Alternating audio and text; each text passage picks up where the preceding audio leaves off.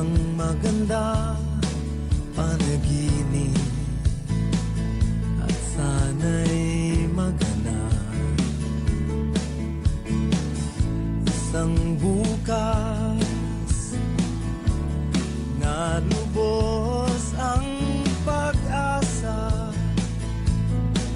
Ang mundo ay mapayapa, bawat bansa'y may pag-unawa. Mawawala ang pukot at galit, mananaig sa puso at isip ang pag-ibig.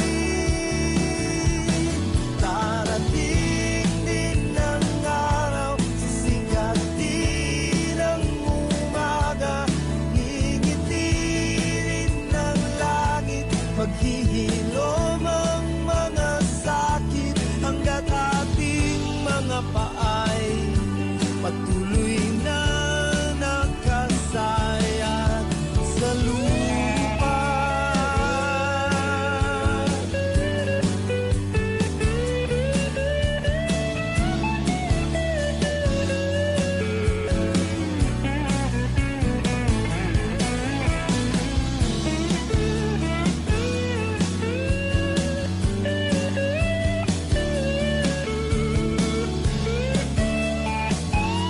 At paglabas mo sa kalsada ay ngiti ang iyong makikita. Mawawalang puot at galit, mananaig sa puso at isip ang pag-ibig. Darating din ang araw, sisikat din ang umaga, ngingitirin ng langit, maghihilom ang mga sakit. Darating din ang araw, sisikat din ang umaga, ngingitirin ng langit, mawawalang puot at galit. Darating din ang araw, sisikat din ang umaga, ngingitirin ng langit, mananaig ang pag-ibig, hanggat ating mga paay patuloy na nakasayat sa lupa.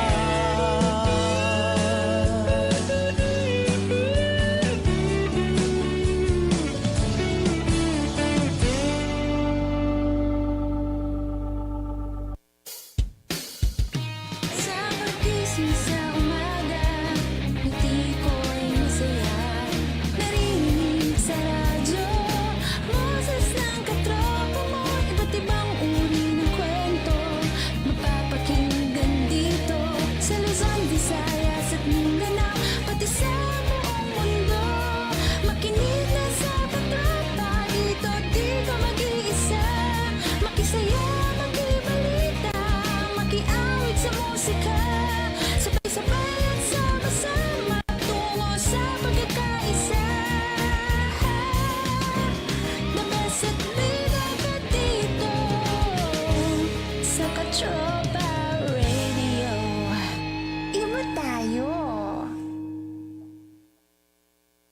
Ito ang DWWD 1134 kHz. Balita, impormasyon at musika. AM at FM pinagsama. Ito ang Katropa Radio. Iba tayo. Kayo ay nakatutok sa 1134 kHz. DWDD Katropa Radio. Iba tayo. Kami po ay kasapi ng KBP, Kapisanan ng mga Broadcaster ng Pilipinas. Ito ang DWWD 1134 kHz Katropa Radio. Iba tayo.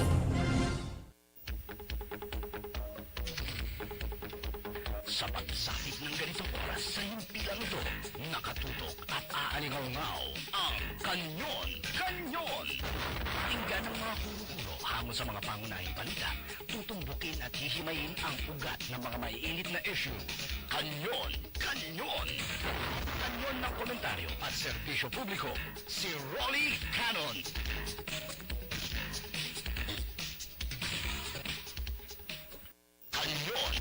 Kanyon, si Rolly Canon.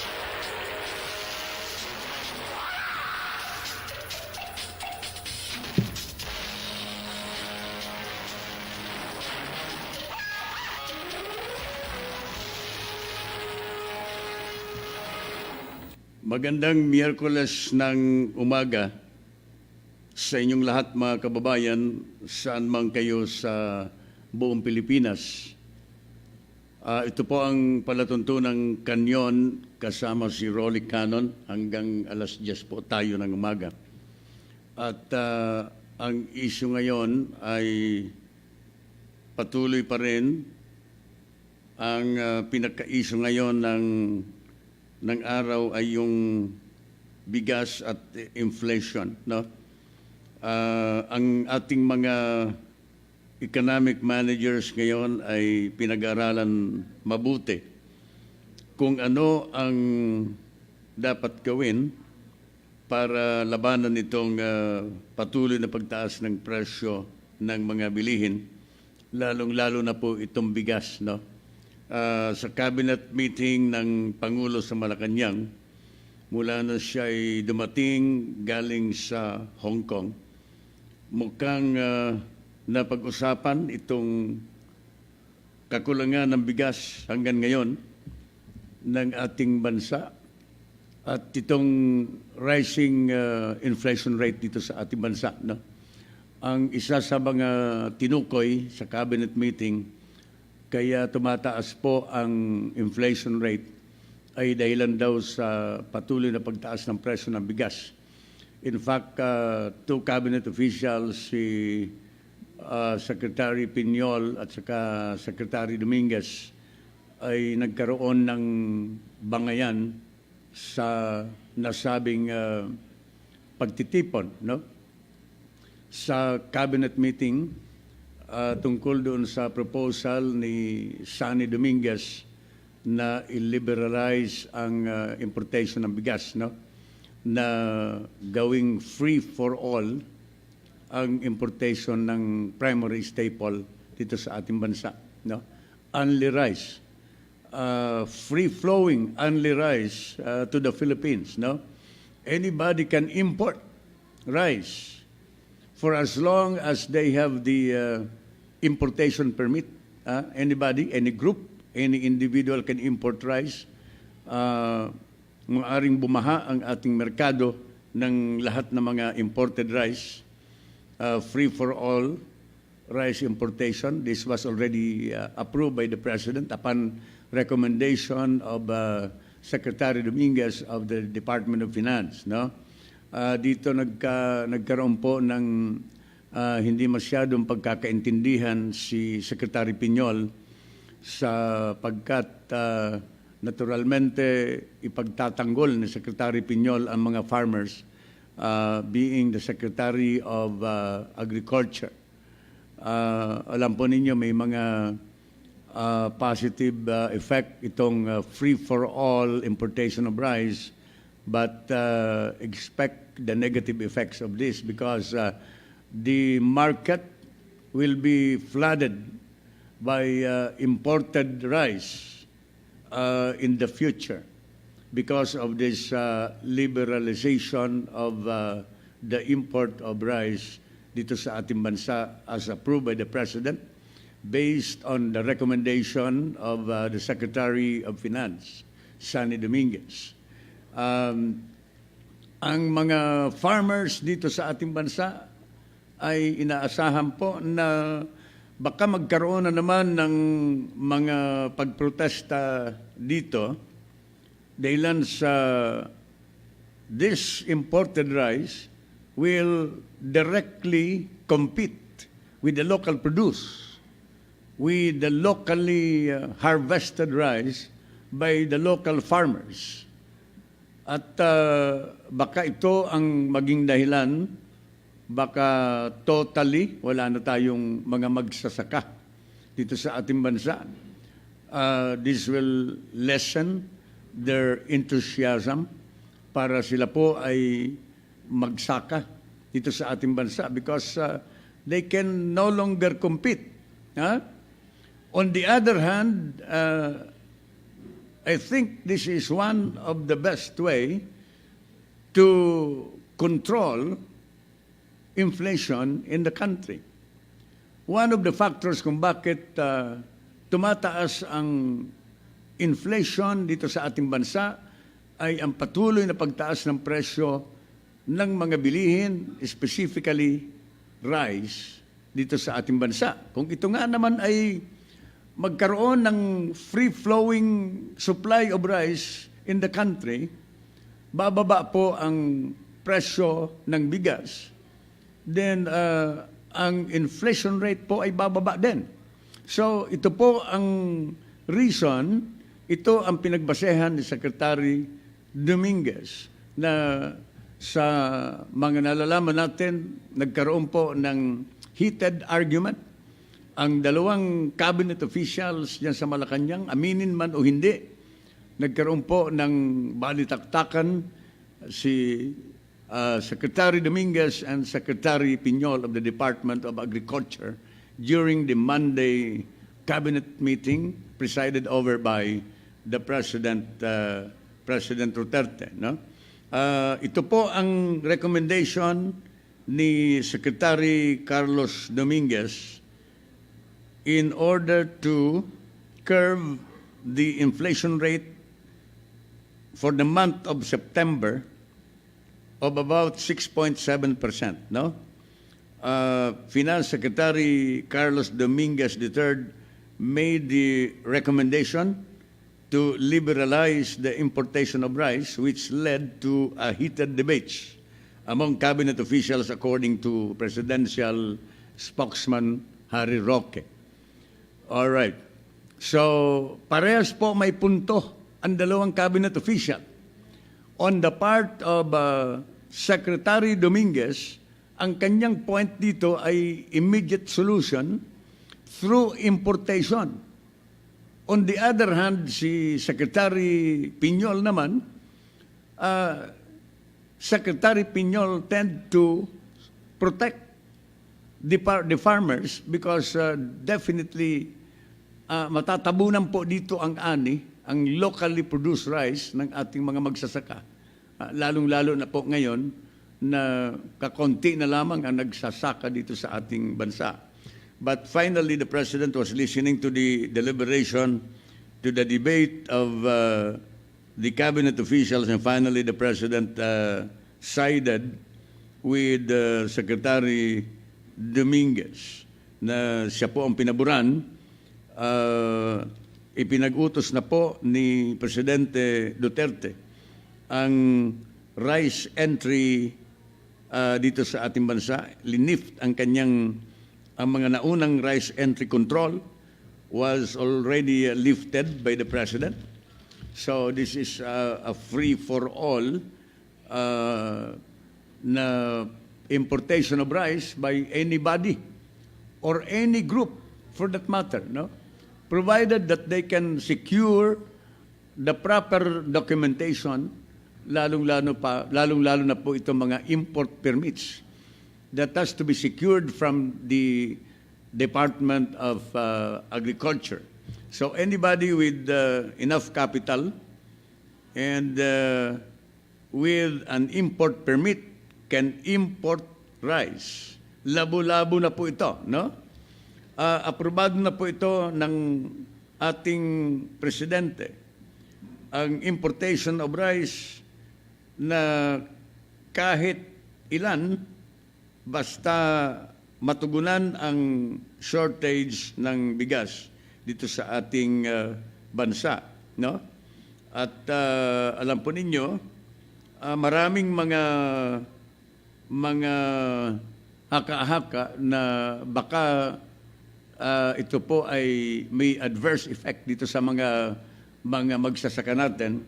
Pero alam po ninyo, ang inflationary rise, okay, itong tuloy ng pagtaas ng inflation ay hindi lang po dahilan dito sa presyo ng bigas. Secretary Dominguez, no? Maraming mga pag-aaral na ang inflation sa bansa kaya tumaas ay dahilan po sa dalawang factor. Number one was the implementation of the train law. Yung excise tax sa train law. At number two, ang patuloy na pagtaas ng presyo ng gasolina dito sa ating bansa. Ito ang mga primary causes kung bakit ang inflation ay tumataas dito sa ating bansa. The two factors, itong train law implementation, the implementation of the excise tax on fuel, and the fluctuation and the successive increase in the price of fuel products in the country. These are the two main drivers to inflationary situation in the country. Mga kababayan ko, hindi lang po itong presyo ng bigas. So, itong dalawang factors na ito, this has to be addressed. The President now is thinking of suspending the excise tax under the train law. May mga recommendation na kasi sa Pangulo ngayon na isuspend muna po yan. The recommendation did not only came from or hindi po nanggaling lamang sa mga opposition but also from the President's men. Even cabinet officials nagsasuggest na po, even senators, nagsasuggest na po sa Presidente na temporarily i-suspend po muna itong implementation of the excise tax under the train law. And also to suspend the scheduled collection of the government of the second round of excise tax next year. Mayroon pong second round of excise tax next year. Na umaabot po sa 9% on diesel and 4.5% on gasoline. So ito pong mga factors nito, I think the main driver for the inflationary effect in the country ay itong pagtaas po ng fuel. Pagtaas po ng produkto ng petrolyo dito sa ating bansa due to the effect of the train law implementation by the government. Hindi ko po sinasabing hindi maganda ang train law. Ito po ay hinihimay lang po natin. Hindi ko po sinasabi na nagkamali ang ating mga lawmakers. Hindi ko sinasabi na nagkamali ang presidente in signing into law the train law. Dahil sa ako'y naniniwala na maganda ang intensyon ng ating gobyerno para matustusan ang iba-ibang mga aggressive, mga ambitious projects of the government under the build projects of the government. So, maganda po ang layunin ng ating gobyerno. But ito nga po ang epekto. Let's face it. It is not only the rising cost of rice. It is not only the price of rice today because of the artificial shortage, but also it is due to the very high cost of fuel in the country. And also, the train law implementation po ng excise tax, mga kababayan ko, na lalong tumaas po ang presyo ng gasolina dito sa ating bansa. These are the main drivers to the inflationary effect in the country today that has to be addressed by the government.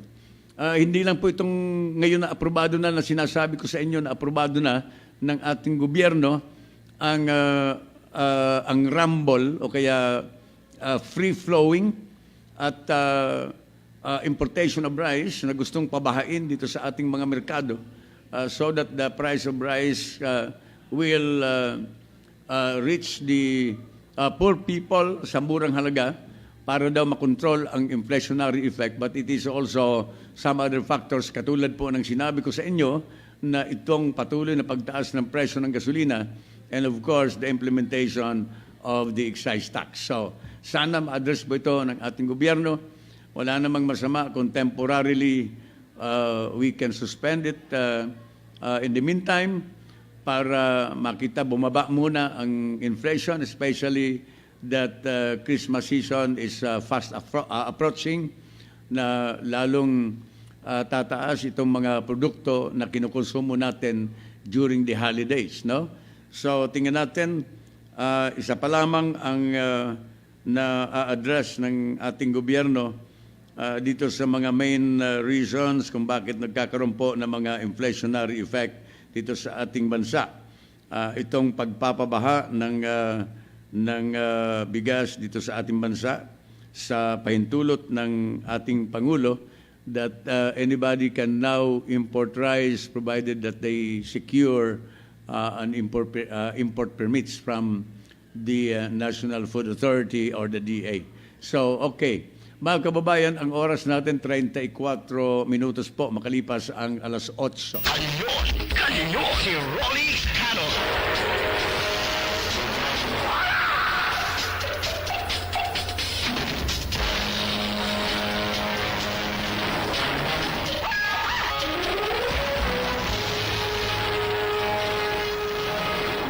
Tuloy po ang kanyon ni Rolly Canon. Ang Pangulo ay personal na nagsabi na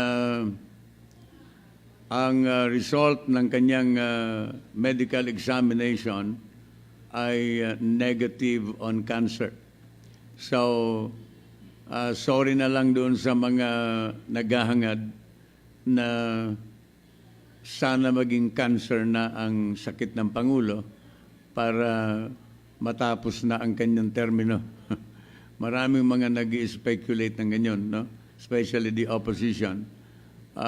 Sorry na lang po sapagkat the President has announced that he is cancer-free based on the result of the examination by his doctors, no? So President Duterte has admitted he has polyps and he has a battery syndrome. Ito'y biro lang po ng Pangulo. The President had said he has polyps. He has growth in his intestines, but it's nothing. It's benign. At ang polyp na ito ay not cancerous, no?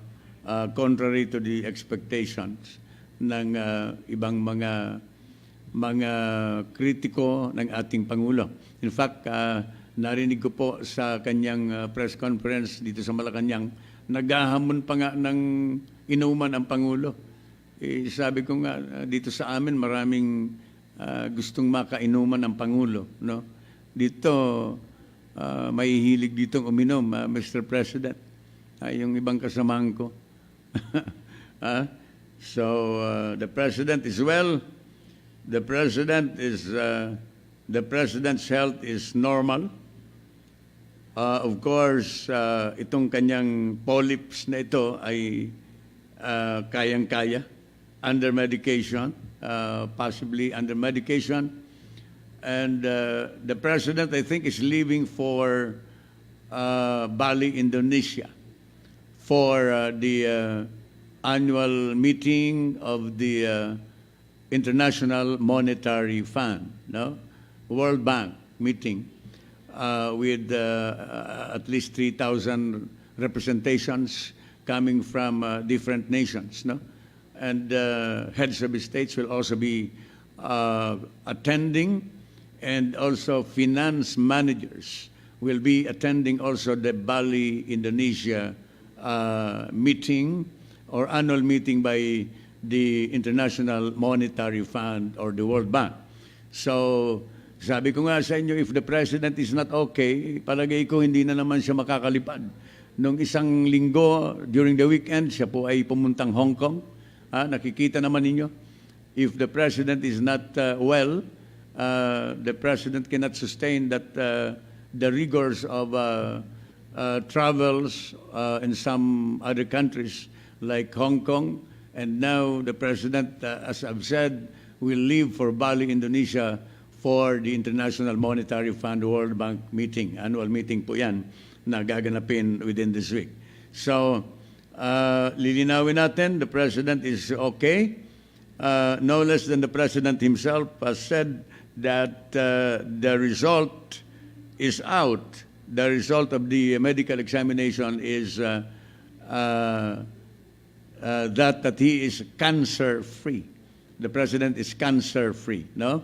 All right. So, 39 minutes. Makalipas po ang alas 8. Kanyon, kanyon, si Rolly Canon.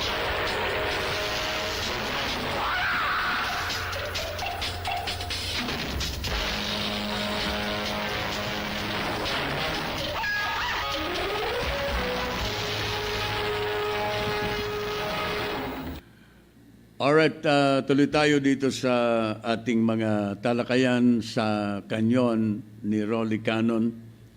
Ang House of Representatives ay tinatalakay na ngayon ang kanilang sariling version ng draft ng Presidential Federal Form of Government. No?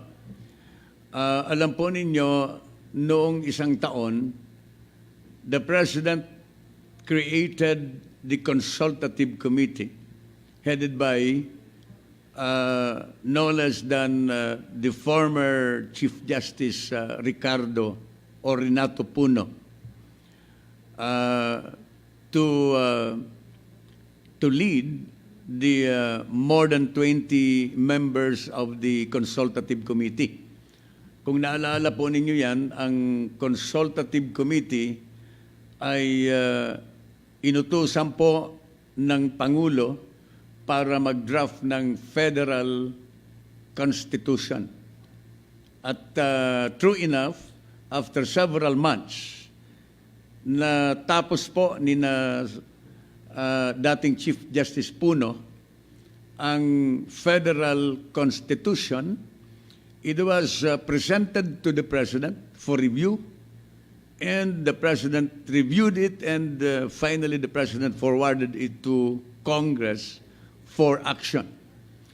Sa ngayon, mga kababayan, ang House of Representatives ay nagda-draft din po sila ng sarili nilang Federal Presidential Constitution, not necessarily following the draft presented by the Consultative Committee last year that has been presented to the President and presented also by the President to Congress. In other words, maraming na tamper, maraming na bago. Lalong-lalo na po dito sa order of succession. Under the present Constitution, the 1987 Constitution, the order of succession ay ganito, that the Vice President will be the successor in case the President is totally and permanently incapacitated, unable to perform his duties as President of the Republic. The President was impeached. The President resigns. And if the President dies, kung namatay in case of death, that is the time that the Vice President, any sitting Vice President will take over.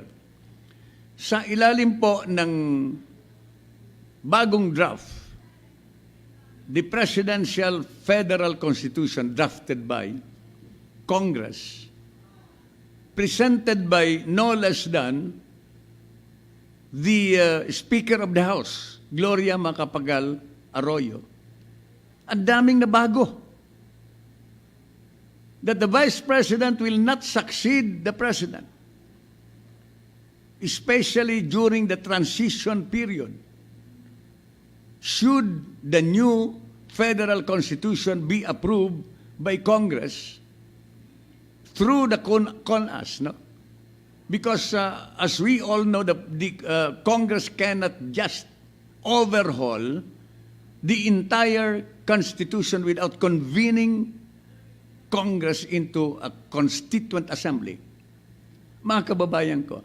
So as soon as the approval is done by the CONAS, mga kababayan, under the proposed federal constitution presented by Gloria Macapagal Arroyo, ang Vice President po ay hindi siya mag-succeed being the transition president.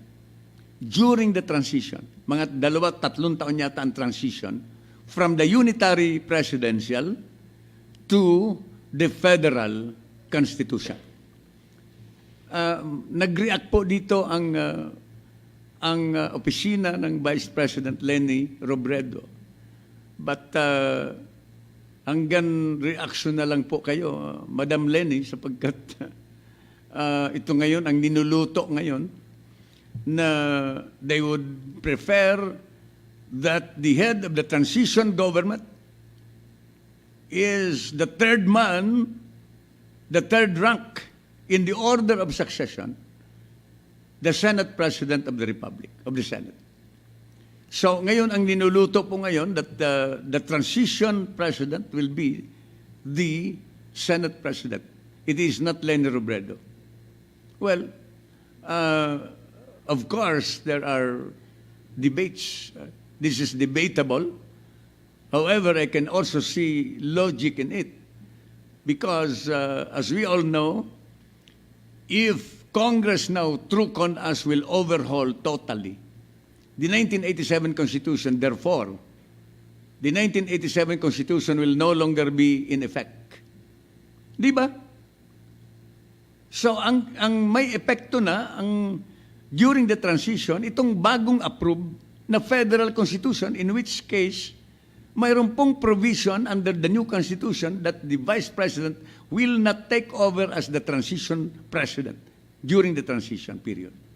So, may dahilan din po, mga kababayan ko. It's just unfortunate for the sitting Vice President today that she will not be able to take over the presidency after the implementation during the implementation of the federal presidential constitution. So, si Tito Soto ang magiging transition president during the transition period, na it's not Leni Robredo. So, alam po ninyo, this will create varied reactions from the citizens of this country on the citizenry. Pero ganun kanya-kanyang legal opinion po yan. No? Sa akin nakikita ko na ito po ang lohiko kung bakit nila pinag-uusapan ngayon na ilagay sa isang provision dito sa inintroduce ni Gloria Macapagal Arroyo na draft of the new federal constitution na ang Senate President will be the caretaker of the country during the transition period. Pero marami din ang nagdududa sapagkat next in line is Gloria Macapagal Arroyo. Should there be a resignation probably by the Senate President or whatever happens to the Senate President, Gloria Macapagal Arroyo will return to Malacanang as the transition President. So ito po ang mga anggulo ngayon, mga kababayan ko. These are the issues and the angles ng nasabing issue sa pag-implementa ng federal constitution in the country na ipapatupad po after the May midterm election in 2019. So, tingnan natin kung ano po ang mga mangyayari dito, mga kababayan. On Monday, the House started tackling resolution on both houses of Congress, number 15, which is the version of federal constitution authored by Speaker Gloria Macapagal Arroyo and 21 of her colleagues. No? All right.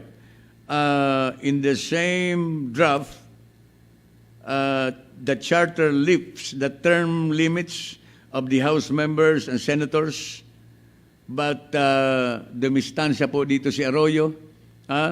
Madam Speaker, hindi po kayo pwedeng dumistansya rito na para kayo naghuhugas kamay baka nagigilty kayo sa i-present ninyong draft ng konstitusyon na ang term limit ninyo na mga lawmakers ay unli. Walang katapusan. Unli term. Akala ko unli rice lang. Mayroon na tayong unli term ng mga lawmakers dito sa ating bansa. Ang sinasabi po ni Speaker Arroyo na this is not her decision. The Speaker said that this is not her own decision, but rather this is a collegial decision by the group. Whether we like it or not, Madam Speaker, kung ayaw ninyo, even if this is a collegial decision, kayo ang Speaker. May magagawa kayo para baguhin ito sapagkat this is self-serving. Nakakahiya po ang ating mga miyembro of the House of Representatives na nagsusulat sila ng batas. Constitution po ito. This is not just an ordinary law, but this is the law of the land. Ito ang sandigan ng lahat ng batas ng ating bansa. The supreme law of the land, the Constitution of the Republic. This is self-serving. Na wala pong limit ang mga termino ng ating mga lawmakers, no? Unli term ang ating mga lawmakers, no? Nakakahiya po. If I were in the shoes of the lawmakers, kung ako ang nasa inyong lugar, kung ako ang nasa inyong pagkatao, mahihiya po ako rito. I will not sign this. Sapagkat ang inaalala ko ang sasabihin ng mga tao.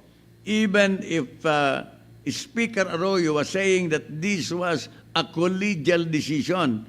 Meaning, pag collegial decision, meaning hindi lang siya ang nag-decide dito, kundi pinagdesisyonan po ito ng lahat ng mga miyembro ng House of Representatives. But just the same, Madam, self-serving po ito. And I think tingnan ninyo ang mga implikasyon na ito at gusto natin tawagan siguro ang Senado sapagkat ako naniniwala sa independence ng Senado at lahat ng mga ipinapasa diyan sa House of Representatives na may mga vested interest ang ating mga representante, sinasala po ito ng mga senador. Naniniwala ako na ito ay hindi lulusot dito sa Senado. Itong mga only term limit nito ng mga kongresista at mga senador. Ako'y naniniwala na mas mataas ang antas ng pag-unawa at delikadesa ng ating mga senador.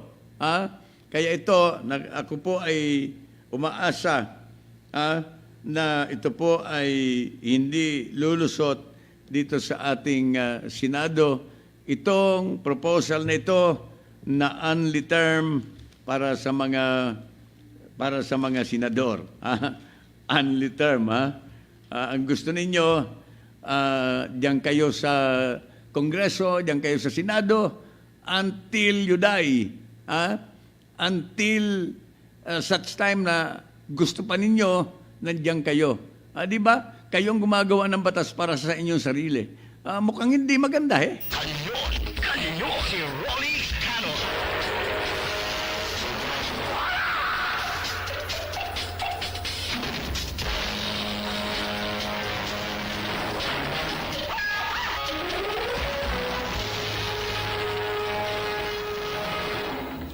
Alright, ito po yung basahin ko po sa inyo itong Section 4, Article 17, Transitory Provisions of the Draft Constitution, which was sponsored in the plenary last Monday night, provides that upon ratification of the new Constitution, the incumbent president and vice president shall continue to exercise all the powers and functions of their offices until the election of the next president and vice president.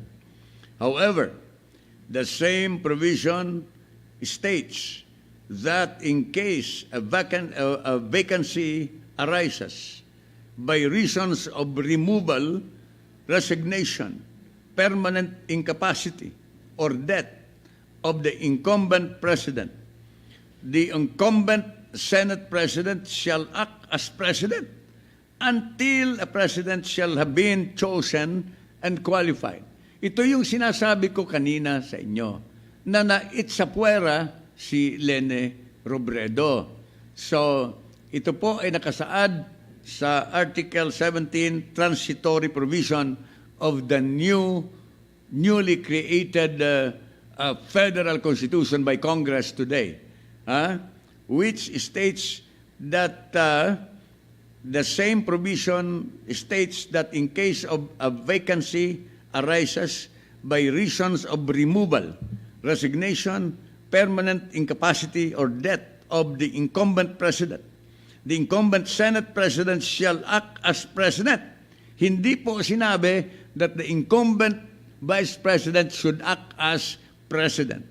But instead, sinabi dito ng mga kongresista sa kanilang draft constitution that the incumbent Senate president shall act as president until a president shall have been chosen and qualified. This means Speaker Gloria Arroyo, a former president, is next to the line or next in the line of succession after Senate President Vicente Soto III. Section 2 of Article 17 prohibits the term extension of both President Duterte and Robredo respectively beyond June 30, 2022.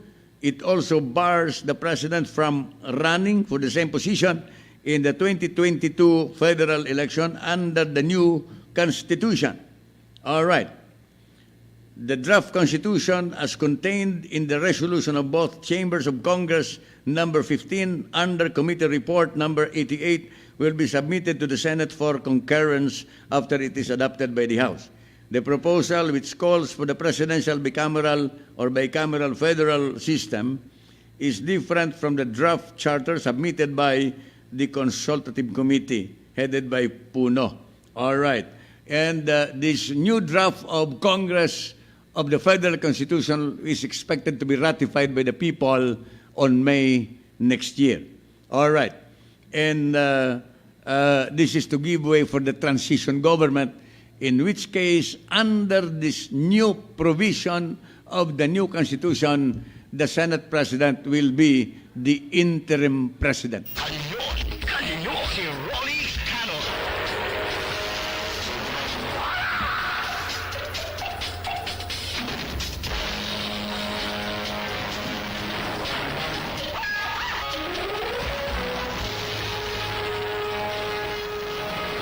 Mukhang mayroong ako nakita dyan eh. Parang kilala ko ito eh. Parang kilala ko yung nakita ko dyan sa labas.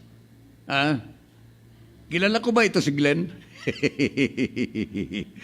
Hello, Glenn. Alright, tapos na ba yung ano mo? Alright, so okay. Tuloy tayo sa ating mga tinatalakay dito sa ating palatuntunang kanyon.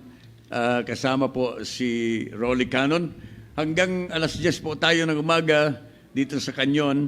At ituloy natin. Ang mga kandidato pala sa posisyon dito sa Korte Suprema, mayroong 13 applicants, 13 applicants have submitted their applications to the Judicial and Bar Council, JBC, for the Supreme Court position made vacant by the promotion of Teresita Leonardo de Castro to Chief Justice last August. The JBC said public interviews for the applicants will be held on October 18. Pero ang alam ko, dalawa na lamang ang aplikante na isasalang sa interview. Ito sina Jimeno. Ano ba ang first name ni Jimeno? Ito si De La Salle University Law Vice Dean Rita Linda Jimeno will be interviewed, at saka itong si De Quiros na isa din na applicant, no? Sandigan Justice Alex Quiros. Itong dalawang applikanting ito, they will be subjected to interview by the members of the Judicial and Bar Council. Some 11 applicants have been scrutinized already when they applied for another vacancy in the High Court.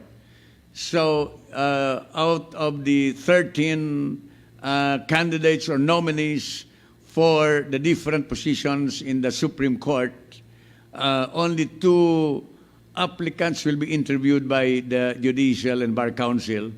The remaining 11 applicants were already interviewed by the Judicial and Bar Council. So anyway, good luck to all of you. Chief Justice De Castro is retiring today, no? Ngayon ang araw ng retirement day ni Chief Justice De Castro, no? Si Chief Justice De Castro po ay nanungkulan 44 days lang dito sa Korte Suprema, but marami po siyang mga reforms na implementa dito sa Korte Suprema. So good luck to all of you. Starting today, under the law, the President of the Philippines will be given 90 days to approve the nomination or to choose whoever will be the replacement for the vacancy dito po sa Korte Suprema. Kanyon, kanyon, si Rolly Canon.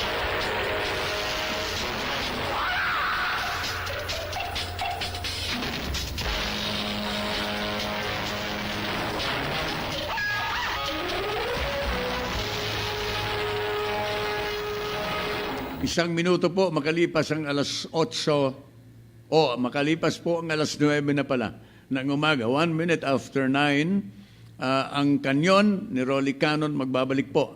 Magpapakilala muna tayo ng ating himpilan. Ito ang DWWD 1134 kHz. Balita, impormasyon at musika. AM at FM pinagsama. Ito ang Katropa Radio. Iba tayo. Kayo ay nakatutok sa 1134 kHz. DWDD Katropa Radio. Iba tayo. Kami po ay kasapi ng KBP, Kapisanan ng mga Broadcaster ng Pilipinas.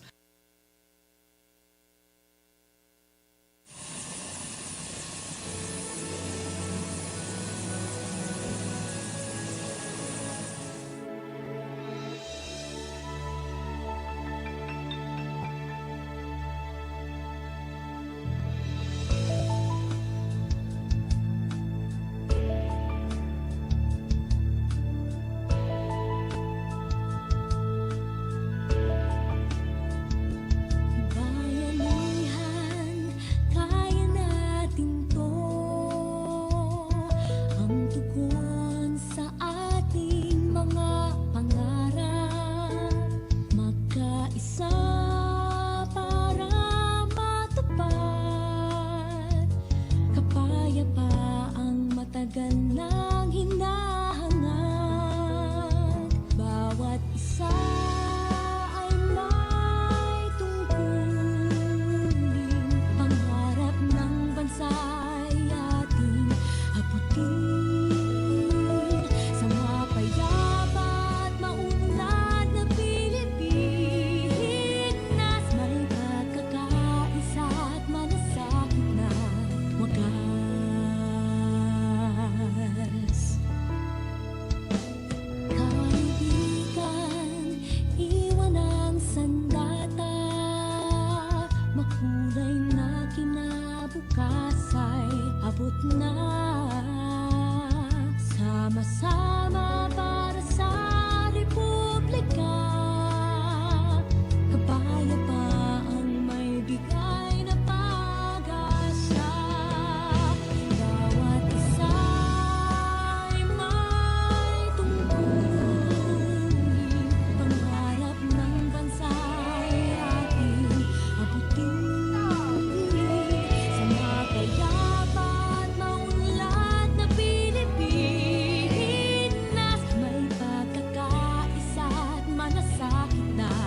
wagas.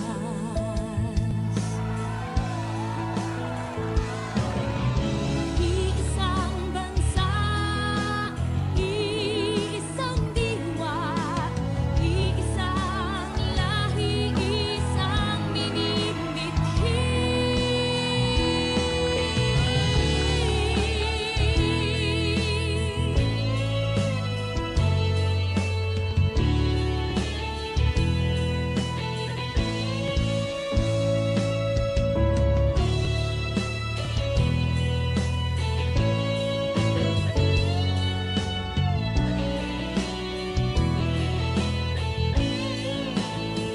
Kung may kapayapaan, may kaunlaran. Kung walang labanan, lahat makikinabang. Bayanihan, para sa atin to. Kung may kapayapaan, may kaunlaran. Kung walang labanan, lahat makikinabang. Bayanihan, para sa atin to. Bayanihan, para sa atin.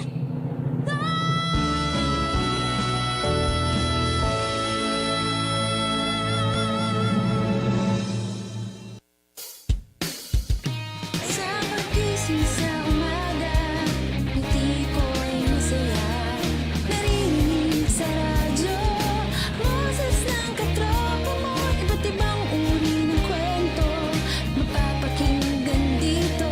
Sa Luzon, Visayas at Mindanao, pati sa buong mundo. Makinig na sa katropa, dito di ka mag-iisa. Makisaya, makibalita, makiawit sa musika. Sabay-sabay at sama-sama tungo sa pagkakaisa. The best at bida ka dito sa Katropa Radio. Iba tayo. Ito ang DWDD 1134 kHz Katropa Radio. Iba tayo. Kanyon, kanyon, si Rolly Canon.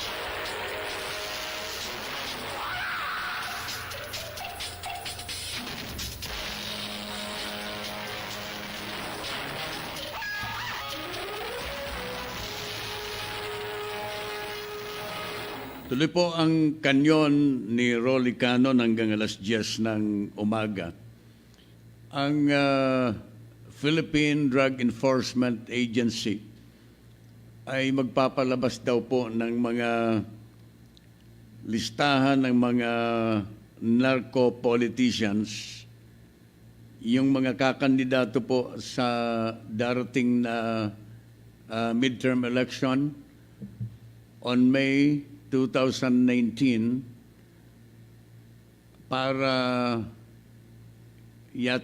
hindi na iboto ng mga mamamayang Pilipino.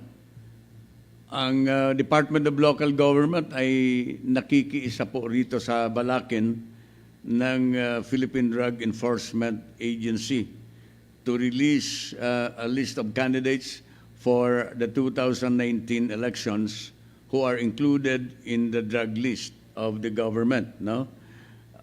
Tayo po ay maghinay-hinay dito at wag sanang ilagay ng PDEA at saka ng DILG na sila po ay hadlangan sa kanilang pagtakbo sapagkat ito po ay wala pang finality ang mga kaso laban sa kanila. Ang mga ahensang ito ng gobyerno cannot automatically bar anyone from running for a political office pending a final court decision for a crime the candidate has committed. So unless and until there is a final decision from the court of the crime committed by the narco-politicians. Lalong-lalo na ito may mga kaso, ang COMELEC, ang DILG, at ang PDEA ay hindi po pwedeng humadlang sa filing of the Certificate of Candidacy starting October 11 dito sa mga identified or the suspected politicians included in the list of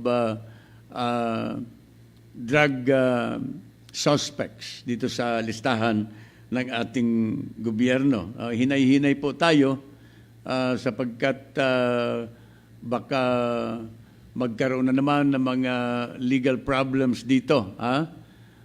Walang masama sa pagpapalabas ng mga listahang ito kung ito ay na-counter-check ng iba-ibang mga ahensya ng gobyerno, ng PDEA, ng Armed Forces of the Philippines, ng Philippine National Police, no? Under the DILG, kung ito po ay verified by the intelligence community na ito po na mga politikong ito ay talagang involved in the drug trade in the country, in the illegal drug trade in the country.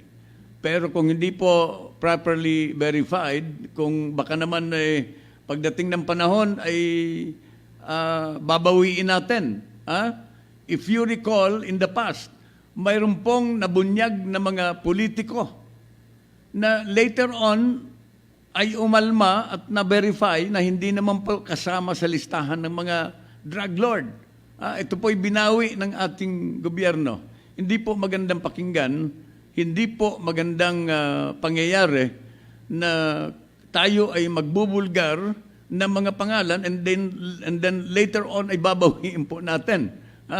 So let us be very careful dito po sa paglabas ng mga listahang ito, no? DILG, especially the PDEA. Incidentally, gusto ko pong batiin uli, no?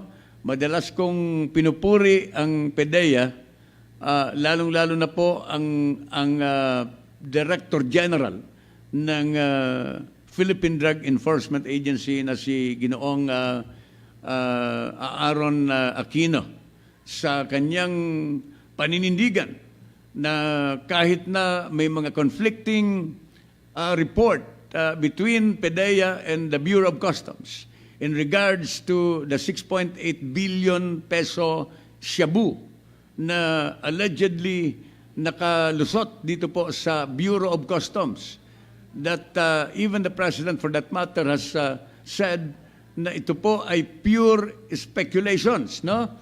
Pero itong si Ginoong Aquino ng PDEA ay nananatili na naninindigan na yun po ay puno ng shabu, itong mga container vans na nakalusot dyan sa Bureau of Customs. So bibihira ang isang government official o kaya pinuno ng isang ahensya ng gobyerno na mananatili na maninindigan na sa kanilang findings mayroon traces of shabu doon sa mga container vans na yon. Kanyon, si Rolly Canon.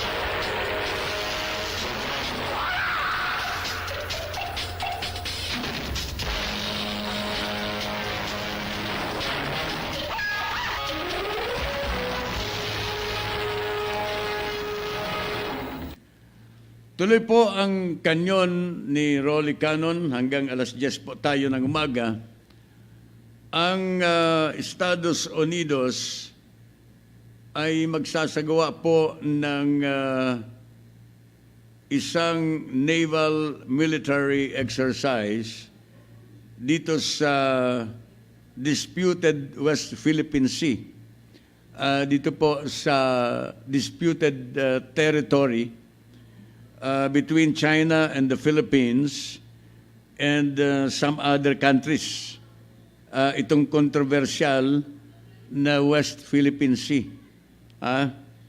Ay ang problema kasi dito nagkataon na itong naka-schedule na military exercise ng Estados Unidos ay nagkataon na yun din ang araw ng pagbisita ng presidente ng China sa Pilipinas, no? Coinciding with President Xi's historic visit to the Philippines, no? The Chinese president will visit the Philippines in November. Nagkataon na yun din ang paglunsad ng US Naval Military Exercise dito sa West Philippine Sea. So, mukhang itinaon po, parang sinadya ng Estados Unidos, no? As we all know, until now, mayroon pong Cold War, mayroon pong trade war ang Estados Unidos at saka ang China. Patuloy po ang kanilang trade war. Itinaas ng Estados Unidos ang taxes, ang mga taripa sa lahat po ng mga produkto ng China. And also, in retaliation, ang Chinese government ay itinaas din po ang mga taripa, ang mga levy doon sa lahat ng mga US products in China. So, ito pong trade war na ito ng Estados Unidos at saka ng China ay maari po na mag-trigger ng isa pong digmaan, hindi lang sa trade war, hindi lang po sa negosyo. So, para naman ipakita ng ating bansa ang neutrality sapagkat we are a friend of all nations according to the president, that the country is a friend of all and enemy of one, enemy of none, no? Para ipakita po ng ating bansa, the Philippine Navy is not going to participate in the naval military exercise of the United States of America. Tayo po ay neutral dito. Hindi po tayo magpapakita kung sino ang sinasayda natin dito sa Amerika at ng China. Sapagkat tayo po ay long-time ally ng Estados Unidos and we are a friend of China since the beginning, since day one of the assumption of office of President Duterte.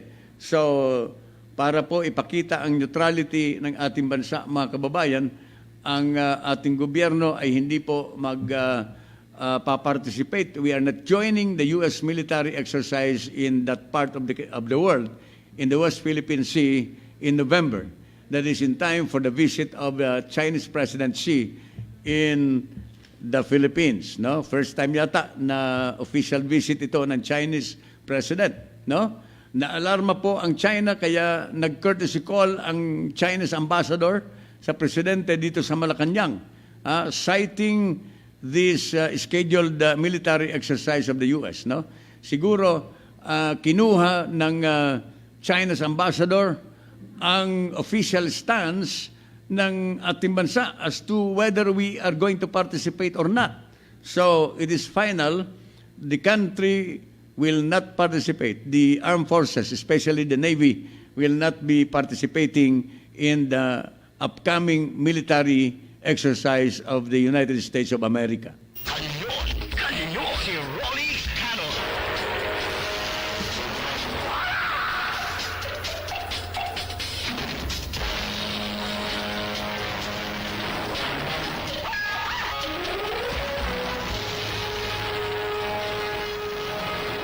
Nakalulungkot po ang nangyari doon sa mga magsasaka sa Laguna, dito sa Kalayaan, Laguna, na nasayang ang mga kamatis.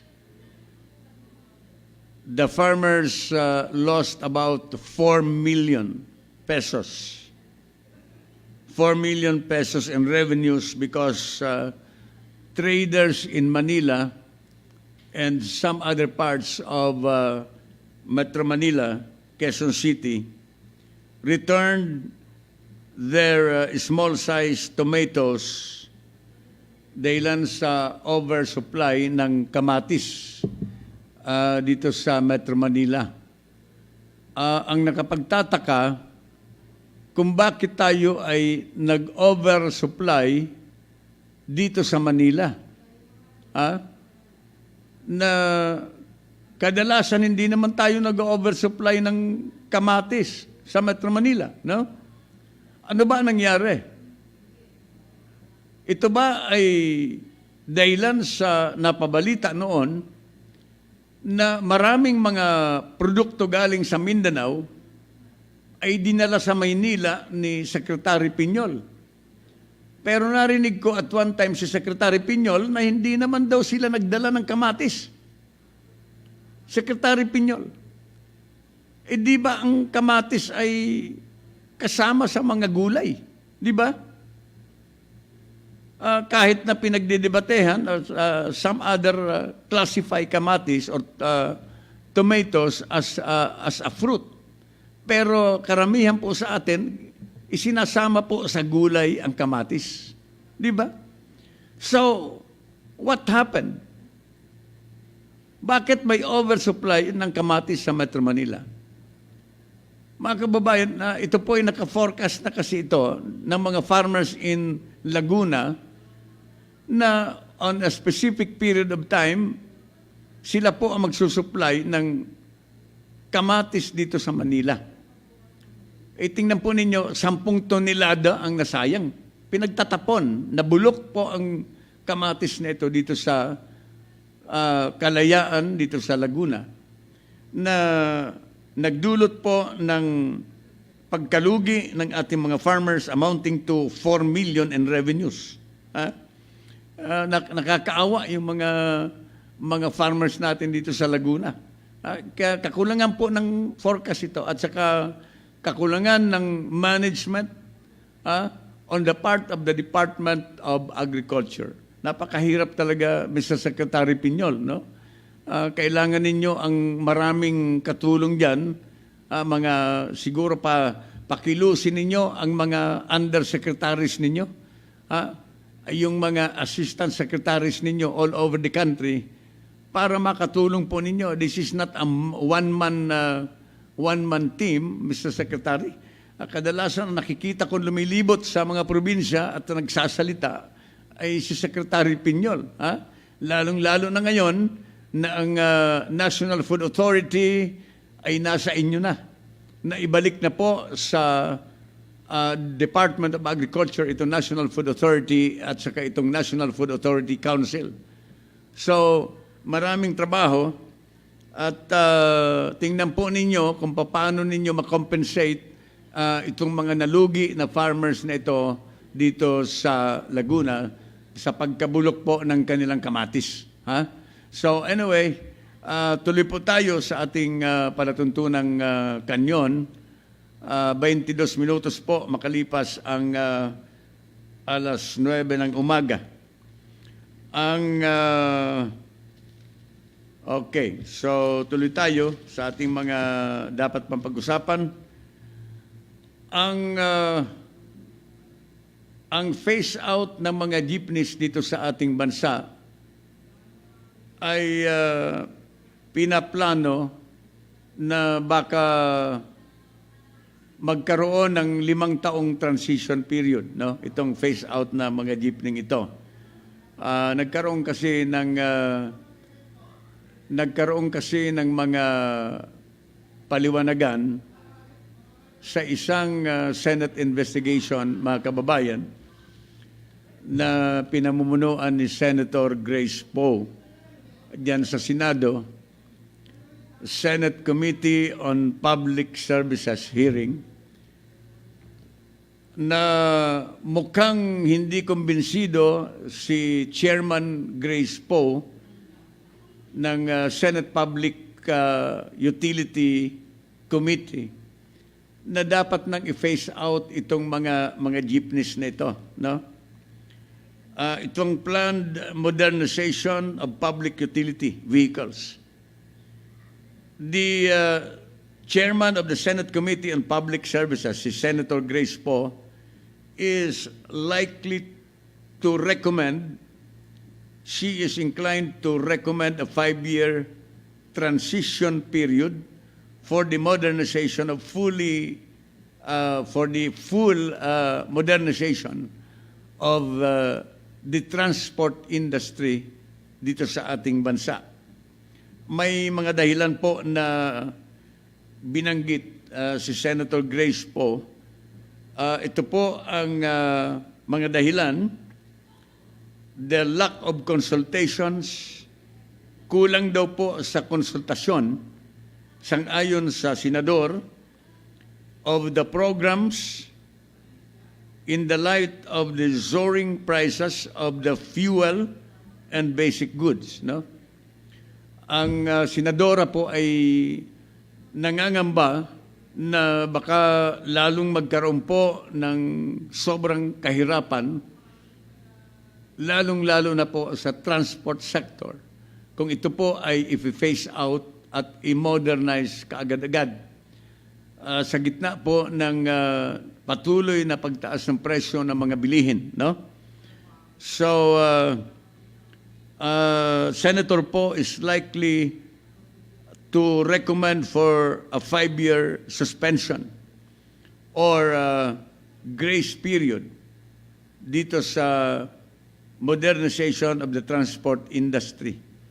At saka itong pagmahal po ng sobrang pagmahal ng fuel dito sa ating bansa. Nangangamba po si Senadora Grace Poe na baka lalong magutom, no? Baka lalong mag-create ng unemployment, mag-create po ng kagutuman on the part of the transport industry kapag ito po ay i-phase out kaagad. Mayroon pong punto ang senadora sapagkat sa ngayon nakikita ko that the Department of Transportation, specifically the LTFRB, ay hindi pa po nakahanda, no? Mukhang hindi pa sila nakahanda dito sa modernization plan ito. And of course, considering also the rejection and the petitions submitted by the transport groups, itong iba-ibang mga transport groups dito sa ating bansa, rejecting the proposal of modernization and the phase out of the transport industry, itong mga lumang jeepney, itong mga lumang sasakyan na i-replace po ng mga electric cars, itong mga electric jeepneys dito sa Metro Manila. Alright. So, ito po ang plano. Tingnan natin kung maaprobahan po ito ng LTFRB. Of course, the President has a big role dito sa bagay nito. Kung ang Presidente ay ayaw, ay hindi po matutuloy ang modernisasyon. Kung ang Presidente ay gustong ituloy po ito regardless of any recommendation, the President if the President will recommend for the total phase out immediately, ito po ay walang magagawa ang Department of Transportation except to follow, no?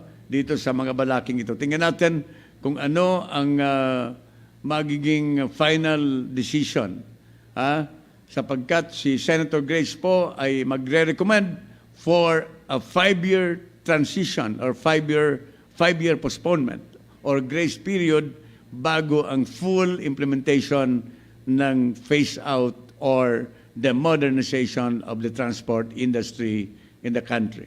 Kanyon, si Rolly Canon.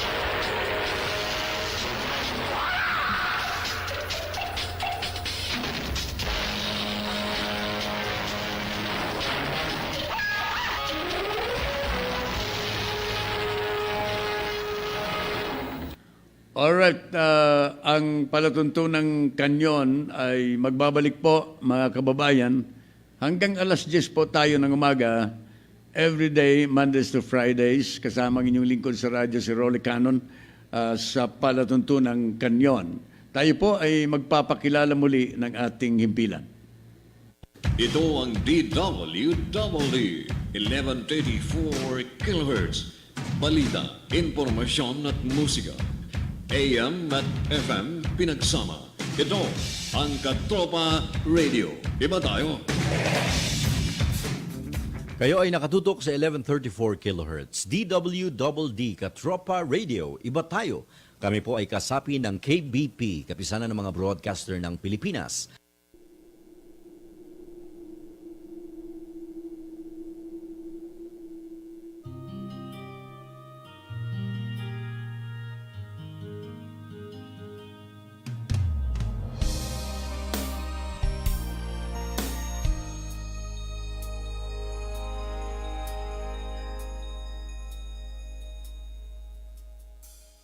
Bayan kong minamahal, ang buhay ko sa'yo'y iaalay, ipagtatanggol, at sa'yo'y magbabantay. Bayan ko, pakinggan mo ang mga pangako ng Diyos sa'yo. Ang paglingap niya'y hindi magbabago. Bayan ko, dinggin mo. Bayan ko,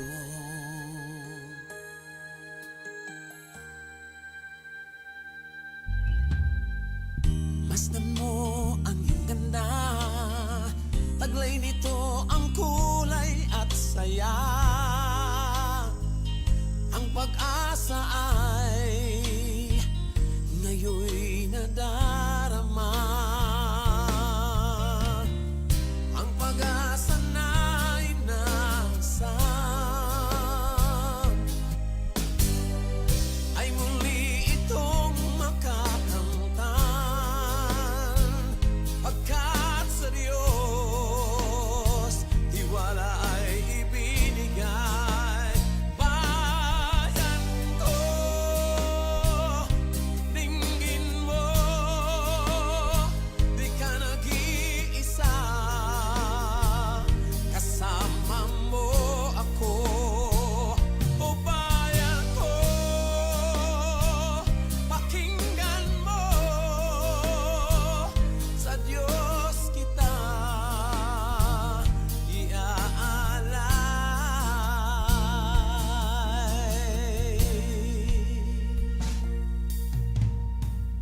Masdan mo ang iyong ganda, taglay nito ang kulay at saya. Ang pag-asa ay ngayon'y nadarama. Ang pag-asa na inaasam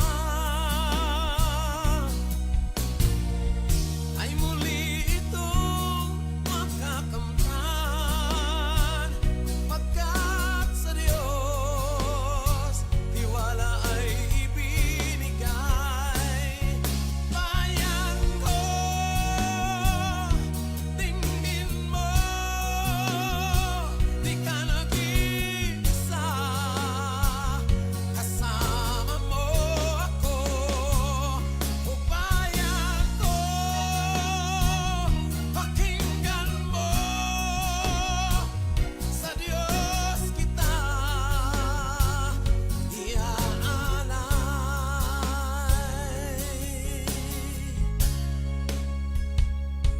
Dinggin mo, bayan. Pag-ibig ko'y walang hanggan, ang buhay ko sa'yo'y ibinigay. Bayan ko, bayan ko, dinggin mo.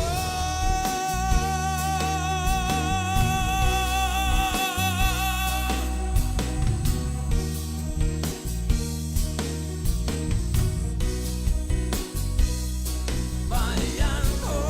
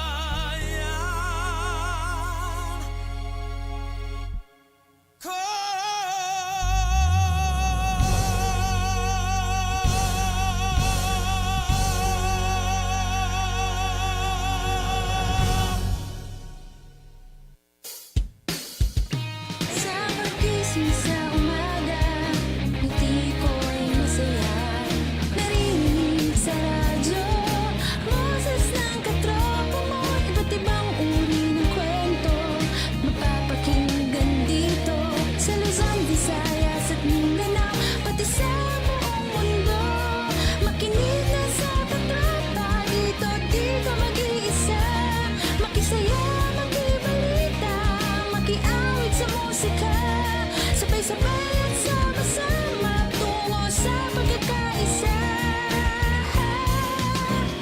The best at bida ka dito sa Katropa Radio. Iba tayo. Ito ang DWDD 1134 kHz Katropa Radio. Iba tayo. Kanyon, kanyon, si Rolly Canon.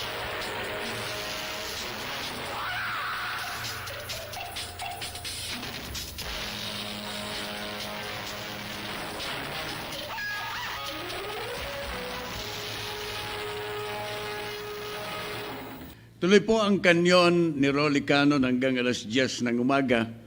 And this time, mayroon po akong kasama sa last 30 minutes ng ating palatuntunan na kung tingnan natin kung ito po ay kilala nyo. No? I-focus mo nga itong kasama ko. Yan. I-focus talaga. Oo. Mga kababayan, hindi po ito rebel returnee, ha? Hindi rin ito lumad. Dating kasama po. Oo. Ano ba? Ano ba? Saan ka ba nagsuot? Ha? Luma kasama. ito. Luma Ay, hindi sa lumad, luma. Luma itong kasama ko dito, no? Kung nakikilala po ninyo ito. Kilala ba ninyo ito? Naka-blurred po ang mukha niya. Hindi, siguro Hindi kilala pa. Nanibaguhan lang Katropang Rolly. Naninibago. Sige, introduce mo sarili mo. Ayan po mga tropa, ako po yung Katropang Glenn dito po sa DWDD. Marami pong salamat na ako'y muli nakaupo dito sa ating himpilan.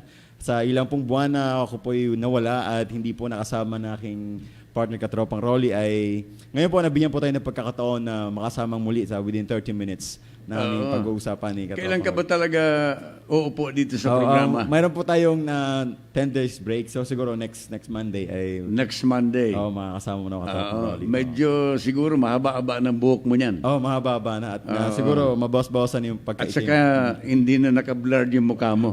Hindi na naka-blurred. Hindi na. Magpupulbo na ako para maputi ng konti. At saka yung kintab kasi baka manaliming ako sa iyo. Patay. Pwede mo.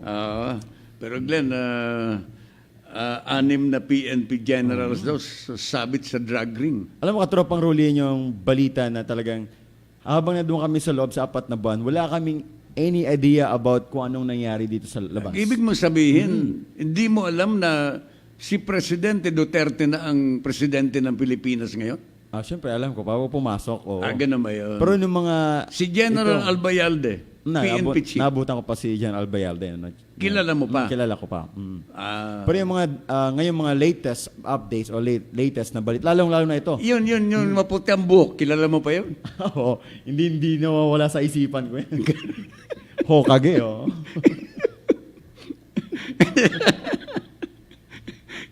Kilala mo ba yan? Hindi nakakalimutan yung mga mentors na dapat tularan. So, sige, ikwento mo nga. Akala ko magdi-discuss tayo ng... Mas okay ang Katropang Di ba? Rolly. Magkwento ka muna. Ano ba nangyari? Siguro sa 4 na buwan, Katropang Rolly. Saan ka ba nabilanggo? Sa 4 na Saan buwan ka ba pumunta? nabilanggo siyempre. Marami tayong mga natutunan ng mga bagay na hindi natin natutunan before. Ano ba ang mga natutunan mo? Siyempre, Marunong ka na uli manligaw? Marunong na tayo dyan, lalong-lalo na yan. Yung mga Hokage steps, lalo pang nataasan. Yung, Hokage moves pa. yung level ng kaalaman mo. Kaalaman, mas lalo pang tumaas. Ano ba yung mga pinag-aralan nyo? Siyempre, maraming mga, lalo sa bilang isang sundalo, Katropang Rolly, kailangan natin matutunan yung pagiging isang followership, especially yan. Fellowship, military discipline, isa sa pinakamalagang bagay ng pagiging isang sundalo. Pero may mga military training, physical, mayroon. Meron Katropang Rolly.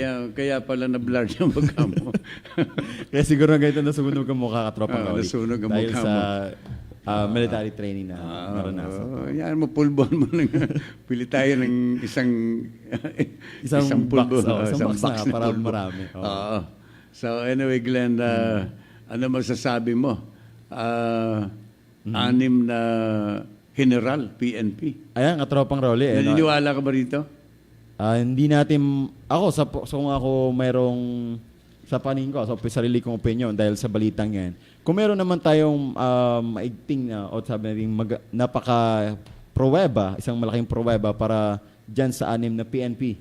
General. Meron. Oh, meron. Kumpirmado na ni PNP Chief Albayalde. Nako, katropang Rolly. Iyan ang isa pinaka sampal sa mukha ulit ng mga kapulisan natin, katropang Rolly. 4 ang aktibo, 2 retired. agad ni-relieve. Oh, nako. Yan. 2 hindi aktibo. Nako. Alright. Yan ang isa sa pinaka nagpasama, katropang Rolly. Reliable source ito. Reliable. Totoo pala yan, talaga. Oo. Hindi ba fake news yan? Hindi. Ang nag-confirm dito si Albayalde mismo. Oo.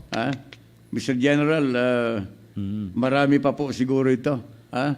So, tuloy ang internal cleansing No. ng PNP. Nakapagtataka sapagkat akala ko nilinis na ni General Oo. Bato ito. Di ba si General Bato nung araw, walang ibang bukang bibig, kundi linisin. at nililinis niya. Oo. Ay, hindi rin pala nalinis, no? Sa bagay katropang Rolly, sa ilang buwan lang naman na pamalagi naabot ba ng ilang buwan si General Bato? Si General Bato, mahigit 1 taon. 1 taon, oo. Almost 2 years yata. Oo. 1.5 years Oo. na nanungkulan si General Bato. Ngayon, siya na pinakasiga doon sa New Bilibid Prison. Oo. Oo. Sabi niya, hindi kayong siga dito, akong siga. Nadala pa rin talaga yung pagiging bato niya. Oo. Bato siya doon. So, I don't know if General Bato will run for the Senator. Senate. Oo, hindi natin alam. Pero mayroon ng pinangalanan ang Pangulo ng mga cabinet officials niya nakakandidatong senador, no? So, ibig sabihin, sigurado katropang Rolly, pag tumakbo yan si General Bato, posible. Nakasama siya kasama siya sa Magic 12. Magic 12? In the last surveys, no? Matagal ng survey ito, pero hindi ko alam kung may latest na survey kung kasama si General Bato. Sigurado, katropang Rolly. Dahil sa kanyang mga ginawa habang siya ay nakaupo dyan sa PNP, Chief PNP, talagang nakita naman natin, katropang Rolly, yung cleansing na isinagawa dyan sa PNP. Lalo na ito, katropang Rolly, yung balita na yan, na yung 6 na PNP General. Talagang malaki. Sino kaya ito? Ako, inahanap ko. Kanino ko pa ini-scan itong periodiko. Nahanap ko mga pangalan, baka may kakilala tayo. Baka nga. Pero walang pangalan. Baka hindi pero kapag ordinaryong suspect, ay pinapangalanan kaagad ninyo General Albayalde.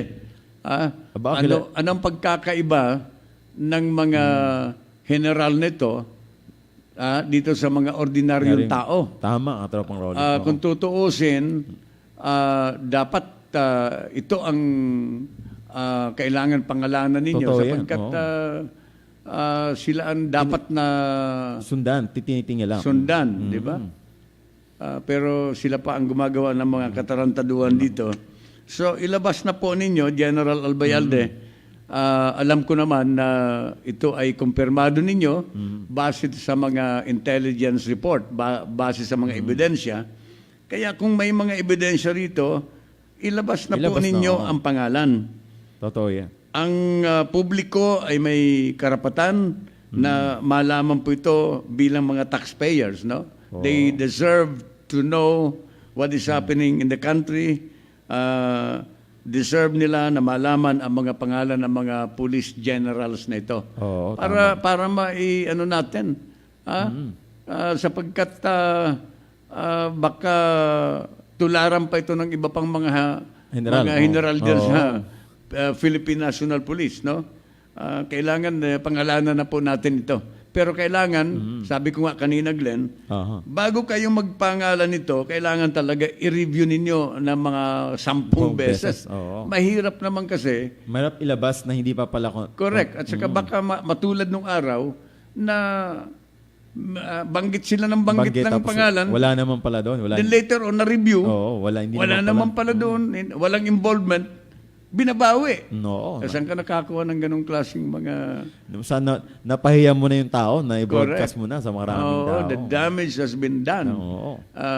May danyos na sa pagkatao, sa pamilya Tapos yung ng mga tao. Yung tiwala na mayroong Correct. na ibigay sa tao ngayon, nabawasan dahil sa paglabas ng mga ganyang... So we challenge the chief of the PNP to name names, no? Pangalanan na po ito kung sino-sino itong mga general problems na ito. Kanyon, si Rolly Canon.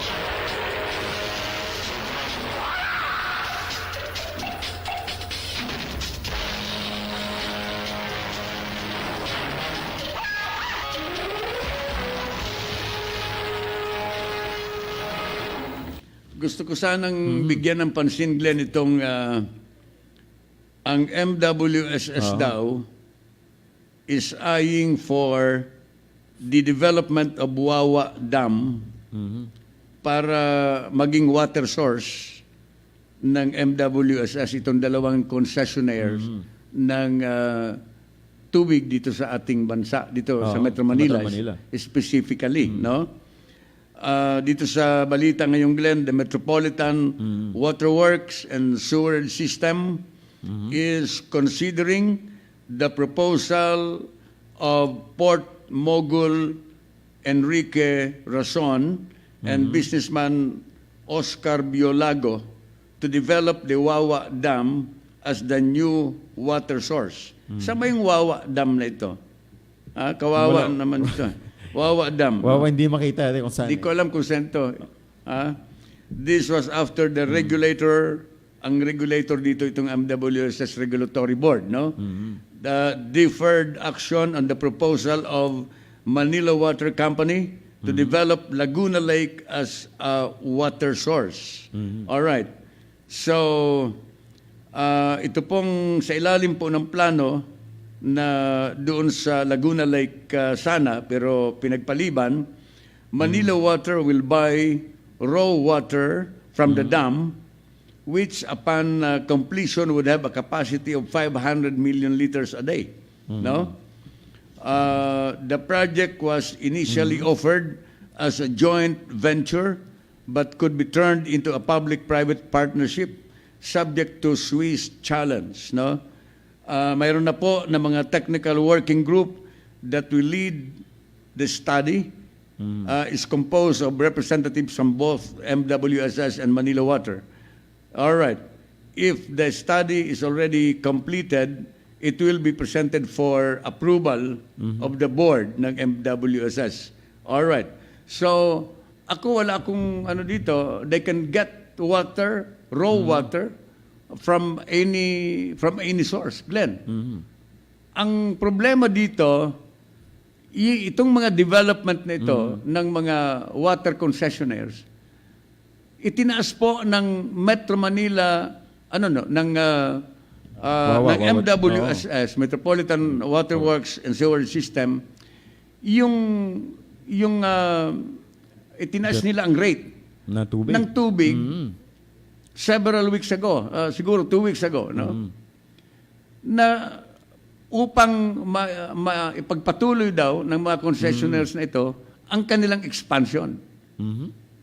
Ito po na binabanggit natin ay this is already part of the expansion program ng mga concessionaire.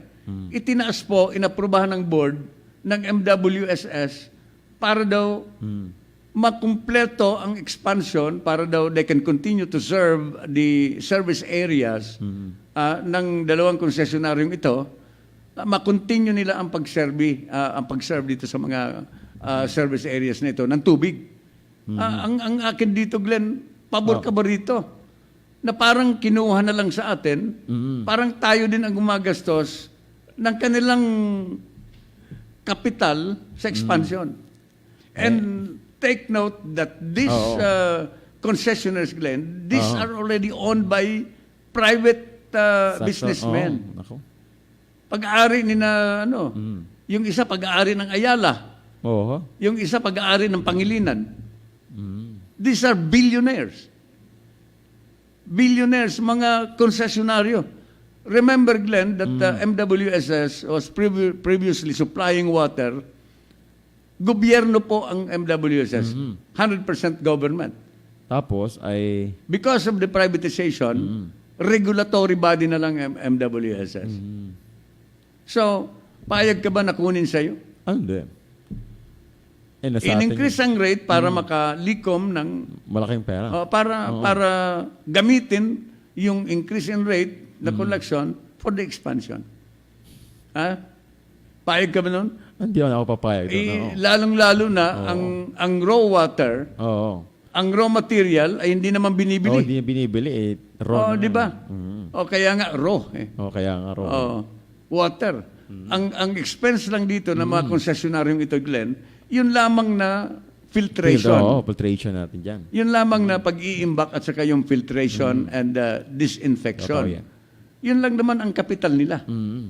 At saka yung mga leaks na inaano nila. So, I think the government should review, especially the MWSS regulatory body, should review their decision. Tama mga tropang Rolly. Kasi hindi lang naman ilan tao ang maapektuhan, kundi lahat ng mga... Lahat, oo. Lahat ng Pilipino na gumagamit ng... Siyempre, isa sa pinaka-basic needs natin yan, yung tubig, katropang Rolly. Oo. Kung negosyante ka, maglikom ka ng kapital, galing sa'yo. Oo, wag doon sa... Negosyante ka eh. Oo. Ay, mahirap naman yan na kukunin mo sa taong bayan. Tama, katropang Rolly. Oo.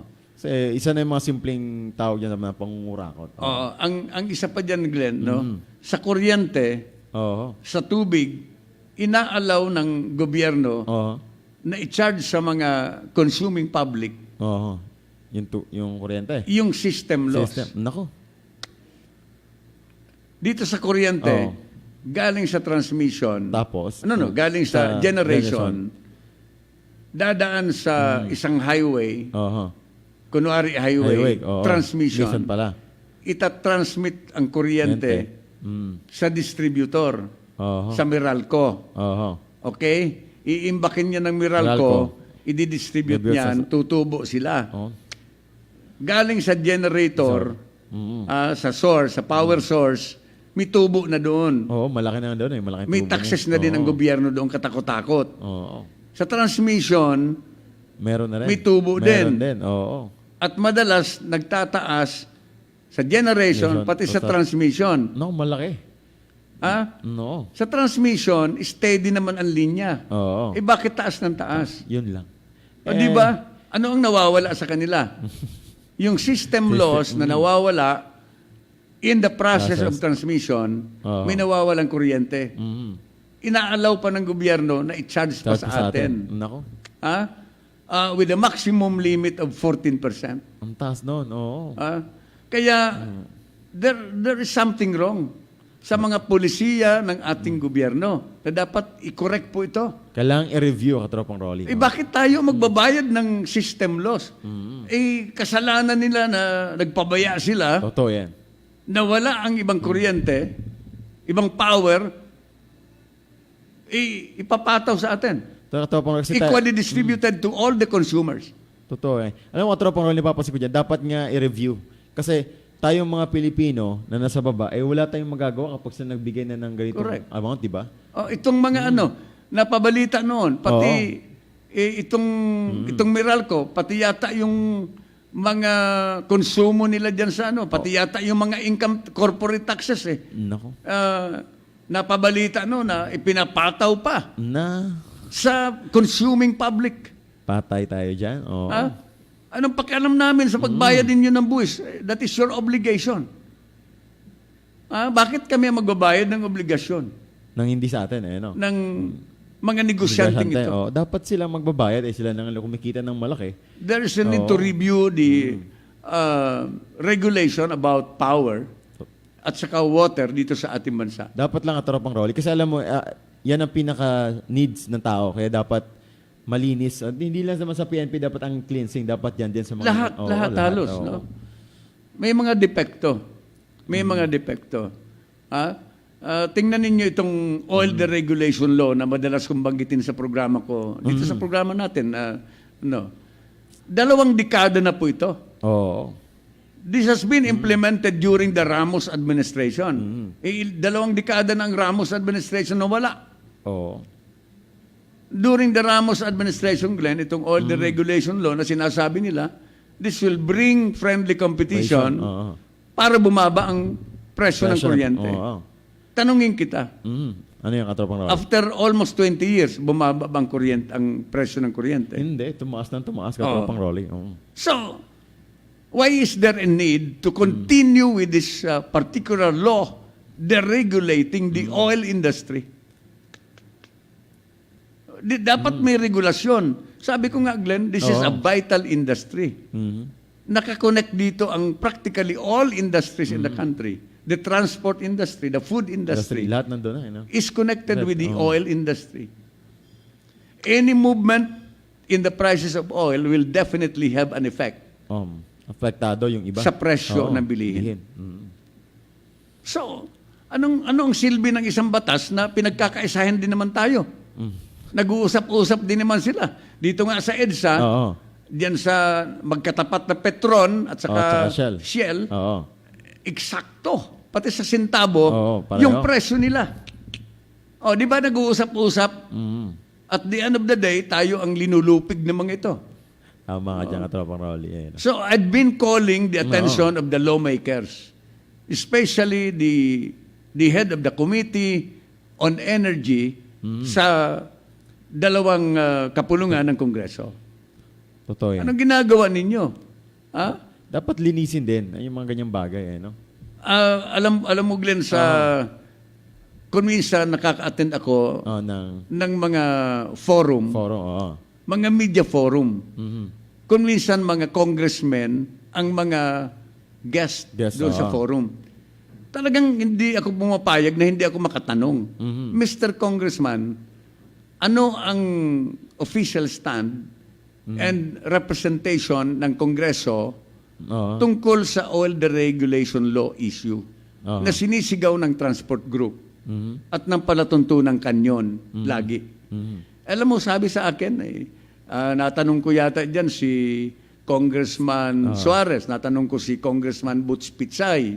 Sino pa ba yung mga natanong ko niyan? Sabi sa akin ni Congressman Pitsay noon, alam mo, Rolly, hindi natin kontrolado ang presyo ng oil in the world market. Sabi ko, given na yan eh. Di naman talaga natin kontrolado yan. But we don't have to dwell on that. Let us control the price of oil domestically. Di ba? Dito sa ating bansa. Meron naman tayo dito sa atin, di ba? Hindi. Wala. Wala pa rin. Mayroon tayong Energy Regulatory Commission. Kung minsan, sila pa ang naglo-lawyer, sila pa ang tagapagsalita ng mga ito. They're the ones justifying. So, something is wrong, mga kababayan ko. Kailangan sumipag itong mga dapat lang, congressman. It is not, you are there not only to think of anything, of any law, na o kaya panukalang batas na bago, but also to review existing laws of the country. Kasi kung inutil na yan, na batas na yan, na hindi naman nagbibigyan ng kaluwagan sa buhay ng tao, inutil yan. I-repeal na yan. Alisin na. Alisin na yan. So, yun yung Glenn. No? So, anyway, Glenn, I'll give you the floor to say something. Matagal ka na wala. Baka mayroon kang diskurso. Magtalumpati ka na for the remaining minutes of our program. First of all, I would like to thank especially ating Deputy Commander nandiyan yan, si Sir Almendras. Thank you, Captain Almendras. Thank you so much, sir, for allowing me to be here again. And especially, lalo ng partner ko sa Katropang Rolly and one of my mentors, so magaling na mentors. Thank you so much, Katropang Rolly. Sa mga ilang buwan na ako'y nawala, maybe it's a time again to show my beautiful face. No, beautiful, ha? my handsome face. Oy! May handsome face, no? Okay. Kaya mga tropa, antabayanan nyo lang po, patuloy po yung makinig dito sa programang Kanyon, Katropang Rolly, Canon, at lalo na po dito sa programa sa DWDD. Kami po yung mapapakinggan, lagi po yan 9 to 10, at isa iba pong mga programa 8 to 10. 8 to 10 na. Pero tayo, 9 to 10. 9 to 10. 8 to 10 po ang programa ng kanyang Katropang Rolly. Kaya tabayanan niyo po, marami po tayong matutunan ng mga impormasyon patungkol po sa mga balita nandito sa ating lipunan. Ayan po, Katropang Rolly. Siguro susunod na mga linggo ay ako po yung mga kasama na magpapahabala siguro tayo ng buhok at Yes. magpapaputi at magbabalitaktakan tayo ulit ng mga balita na dapat natin Sige. ibalita sa ating mga mamamayan. Thank you very Kaya much. marami pong salamat. Ako po yung Katropang Glenn dito po sa DWWD. Maraming pong salamat po at mabuhay po tayong lahat. Thank you very much, Glenn. Salamat sa iyo sa pagbabalik mo. At hope to see you again. Hope to see you again next week dito sa programa natin. Alas 8 hanggang alas 9 makakasama ko po si Glenn. Pero ang programa namin ay 8 to 10 in the morning, no? Ang tabayanan din po ang susunod na palatuntunang tropa. At kami ni Ingkong Nick mamaya sa 11 to 12 sa Kumusta Pilipinas. Magbabalik po ang iyong lingkod si Rolly Canon. Bukas muli alas 8 ng umaga. Diyos mabalos sa Indogabos, mga tugang sa Bicolandia, sa Technical Department ng aming impilan. Thank you very much sa News Department. And again, I say, I always pray for peace. Kanyon, Kanyon. Inyong napakinggan si Rolly Canon sa isa na namang matalinong pagtalakay ng mga issue. Maraming salamat po at abangan ang kanyang pagbabalik at muling pagputok ng Kanyon.